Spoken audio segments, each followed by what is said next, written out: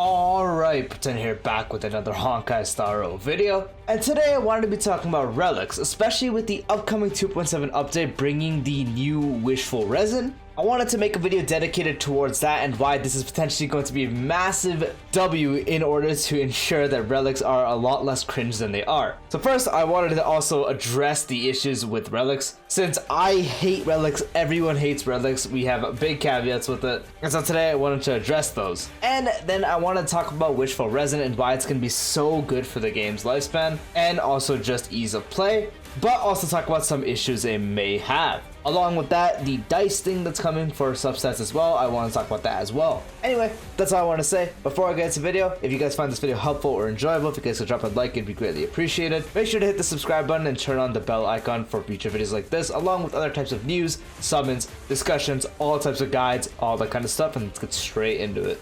So first, obviously, let's talk about Relics and the big issue with Relics. This has been an issue ever since Genshin did release, and we practically have the same system, but honestly, somehow worse. Because at least in Genshin, you are able to need the 4 set for the most part, at least up to date Genshin now. Back then, you could do 2-piece, which you still can, but obviously they have 4 pieces that are tailored towards. But the best thing is you just needed that 1 set, which you'd farm from 1 specific domain, and you could also have an off piece since there was 5 relics, and you just need the 4 piece for the set, and 1 could be the off piece. So you could have an on piece flower, feather, sands, circlet, and then your GODLIKE could be off piece, something like that. And again, it was really easy to get. Well, I say really easy, they still have the issues. It's hard to get still, but easier in this game. Because in Star Rail, they made it worse. Since now you have to worry about getting the 4 piece, and on top of that, we have to worry about ornaments, which we can get from a completely separate mode. Since we get the actual 4 piece from the Relic caverns, and to get the ornaments, we had to get them from Simulated Universe. And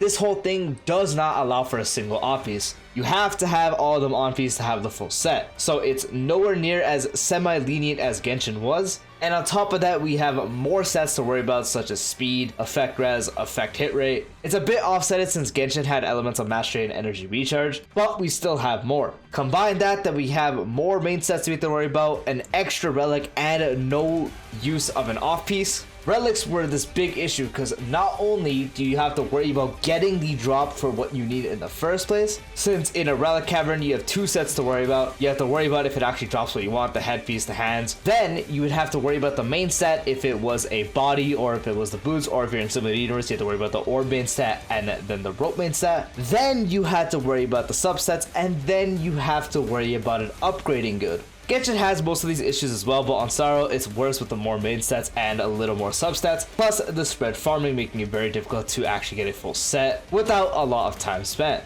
Genshin just recently got their elixir with the 5.0 update, allowing them to choose substats, but for them you get that really slow, so it's really hard to make a goblet or a circlet because it needs 3 to 4 of those elixirs to make the one where you could choose the main set and both the substats. Star Rail, on the other hand, since the game launch, had the self-modeling resin where you were able to choose the main stat of the relic. The problem is this did offset the issues that you had of needing the right relic to drop, because you could choose if you need the orb, the boots, all that kind of stuff, and then you were able to offset the issue of the main stat since you chose the main stat. But the issue of the substats still arise of even having a good piece with those substats, since you could easily pick the piece you need. So let's say you need a wind orb for Feixiao, you'd use the self-modeling resin, you pick that, boom, you get a wind orb on Durin set, and the substats are HP, defense. Congratulations, you're screwed. Or you could get the lucky one where you maybe have 1 or 2 crit rolls and then an upgrade's completely terrible. So there's a lot of stuff that's going really bad for actual relic rolls and just the relic system in general. But finally talking about the new Wishful Resin. So as I'm putting up on the screen right here, you could see that it uses a certain amount. You can make the piece, combine it with the self-modeling resin where you're able to choose the main stat and the piece you want, and then with a certain amount of Wishful Resin, we're able to actually choose the substats. That's pretty much all the info we do know. We don't know how many we could choose. I'm gonna assume it's up to 2, as we do see 4 equal the orb, and then it's able to have crit rate, crit damage, and then the random substat. While on the top it's using 1 and it's just the speed roll. So we are still unsure if it's like the more you use, the more substats you're able to actually get, or if it's gonna be dependent on which piece you do make. So like the orb, as it says you need 4, for the rope you might need 1, maybe for the boots you might need 2 or 3, for the body you might need 3 or 4. It's still unaware if we can make maybe more than 2 subsets, which would consume even more of the amount shown.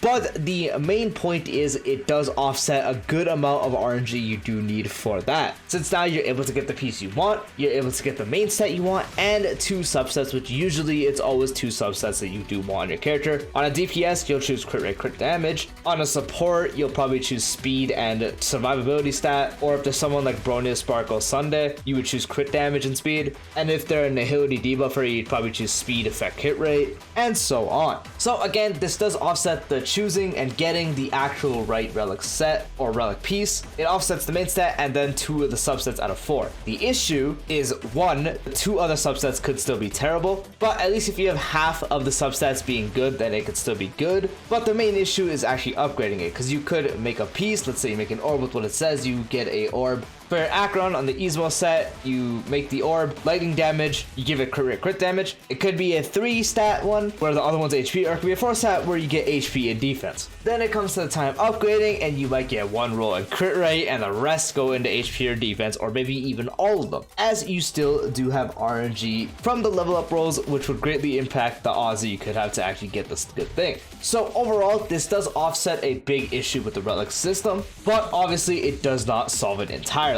But with what I said in the beginning of the video, we are getting another thing called variable dice, which from what they did show, it seems like you were able to change the rolls you do get. They did state that the changes will be explained in more detail in the future, but from what we do see on this graph, it does seem that it redistributes the entire roll of the actual relic set. So you need a gold or 5-star relic, you need it completely enhanced to level 20 in order to use the variable dice on that. Once you use it on that relic, it will completely redistribute the substats. So let's say you have a piece with HP, speed, crit damage, and attack percent. Let's say you have 2 rolls into HP and 2 rolls into attack percent. Once you do use the dice on that, it will take those 4 total rolls you have on those upgrades and redistribute it 1 time. So now with this new one, you could potentially have 2 rolls into crit damage, 1 roll into HP, and 1 roll into attack percent. That's from what we do know and how it does seem and what people are thinking as well, including my own knowledge, which once again does not solve the complete RNG, because you can upgrade something and get terrible rolls and then throw this dice onto it for it to redistribute, and it can just terribly redistribute as well. So while it doesn't offset the complete chance of having terrible rolls on your actual relic, it does give you another chance to actually get a usable at least, or up to a really good one. On top of that, they did not say, again, it'll be at further updates when we do get more detail on this. They didn't state you can only use 1 dice forever on that relic. There could potentially be multiple dice that we could get, and we could use multiple dice on that same relic. So if you already have a perfect orb, let's say wind damage Durn for your Feixiao, and it has the perfect substats, so I'm just gonna say, for example, crit rate, crit damage, attack percent, speed. If you already had it and it just terribly upgraded, went all its attack percent, maybe 1 speed, you throw the dice into it and it maybe goes 1 crit rate, rest speed, 1 attack percent. When you get another one, you can probably throw it on there and it could probably be distributed again, because they did not state on the stream, which I'm sure they would, even if we were gonna go into further detail later, if you could only use it once. So this is giving us another chance to potentially get a good one. Unfortunately, it'd be better if we were able to keep the good roll and redistribute the bad ones, but we can't really ask for it all. This is still a jump in the right direction, helping us offset the terrible RNG that relics have. Unfortunately, there still will be RNG included, but again, we're able to now choose the main stat with what we already had, which already did let us choose the right set and the right piece. And now we're going to be able to get 2 right substats up to, from what it seems, maybe even more for all I know. And then if it does